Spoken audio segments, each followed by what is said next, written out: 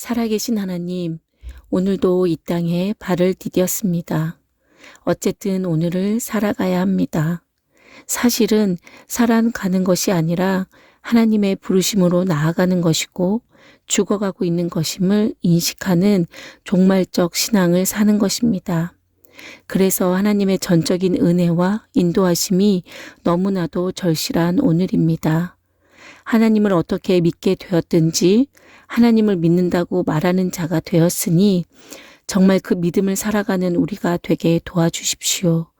진짜 믿음을 살아내는 오늘 이 하루 되길 소망하며 예수 그리스도의 이름으로 기도합니다. 아멘.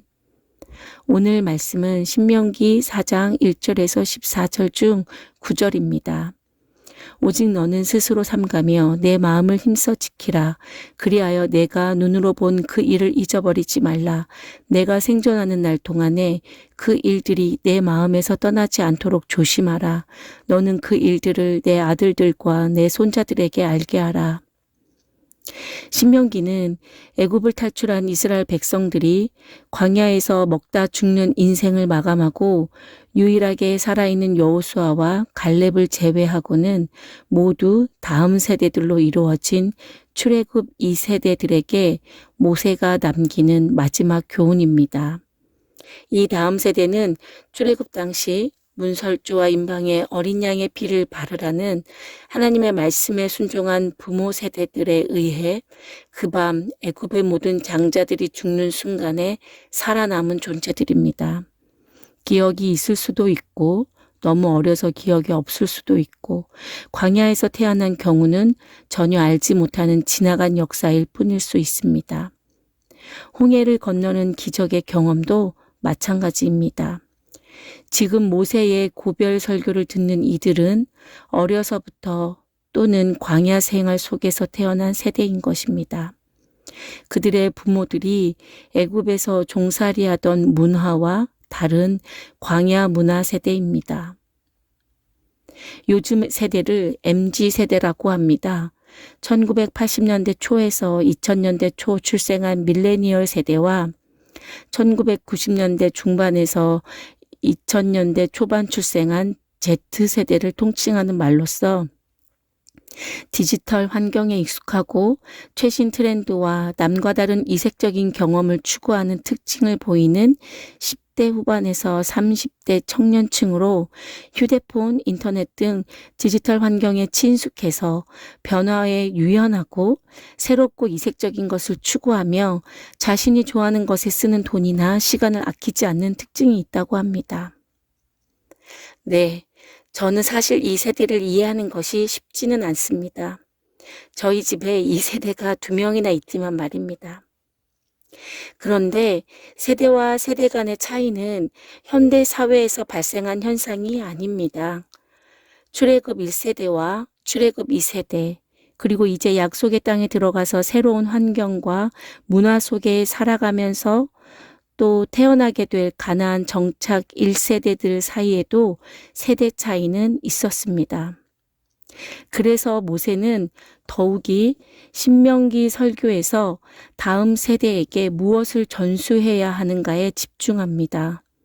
하나님의 규례와 계명은 시대나 세대를 막론하고 전수되어지고 지켜져야 하는 명령이고 약속이며 믿음입니다. 이 믿음의 전수는 왜 필요한 것일까요? 그저 하나님의 규례를 지킴으로 복을 받기 위함일까요? 진정한 복은 하나님을 주인으로 받아들이는 것 그 자체입니다. 그럴 때 우리에게 주어지는 것이 땅의 기름진 복과 하늘의 신령한 복인 것입니다. 믿음의 전수가 필요한 것은 하나님을 주인으로 받아들이는 것이 개인적이고 부모 세대의 믿음과 부모 세대의 구원으로 자녀 세대에게 저절로 이어지는 것이 아니기 때문입니다. 하나님을 믿음으로 구원에 이르고 삶 속에서 하나님의 우주적 구원에 동참하는 것은 바로 나의 하나님을 믿는 믿음이 있어야 합니다. 이것은 부모의 믿음이 자녀를 구원하지 않는다는 것을 분명하게 의미합니다. 주변에 목회자 자녀들 혹은 충성스러운 장로, 권사, 집사의 자녀이지만 하나님을 떠난 자녀들에 대한 이야기는 이제 일반적이어서 놀랍지 않은 시대입니다. 그 자녀들이 하나님께로 돌아오길 눈물로 기도하는 것은 그들이 하나님을 인격적으로 만나는 은혜를 구하는 것입니다.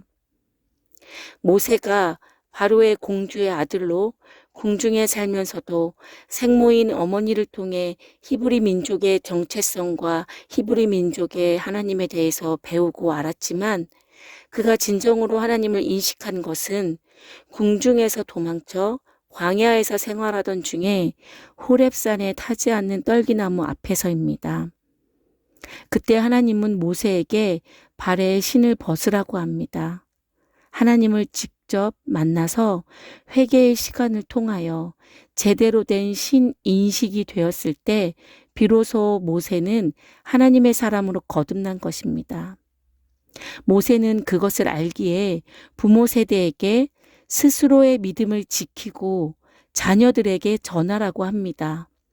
자녀들이 하나님을 인격적으로 만나게 되는 순간 하나님에 대해서 알지도 못한다면 하나님을 하나님으로 인식하기 어렵기 때문입니다. 우리의 자녀들이 언젠가 하나님을 인격적으로 만나게 될 그 하나님의 때를 준비하는 부모라면 지금 부지런히 하나님을 알리고 전해야 합니다. 당장 아무 일도 일어나지 않는 것 같아도 포기하지 않고 전하고 믿음의 삶을 살아내야 합니다. 제가 늘 말씀드리는 것인데 그 믿음은 곧 기도와 말씀 그리고 예배를 통해서 생활 속의 태도로 드러낼 수 있습니다. 그리고 이 전수는 비단 우리의 자녀뿐 아니라 우리에게 맡겨주신 한 영혼에게도 동일해야 합니다. 구역 식구, 목원, 소그룹 구성원, 그리고 불신자들을 대할 때에도 하나님을 전하고 알림으로 그가 하나님을 인격적으로 만날 수 있도록 도와야 하는 것이 우리의 사명입니다. 우리의 삶의 모든 영역에서 하나님을 전하여 그들이 나의 하나님이라고 고백할 믿음을 전수하는 우리가 되길 소망합니다.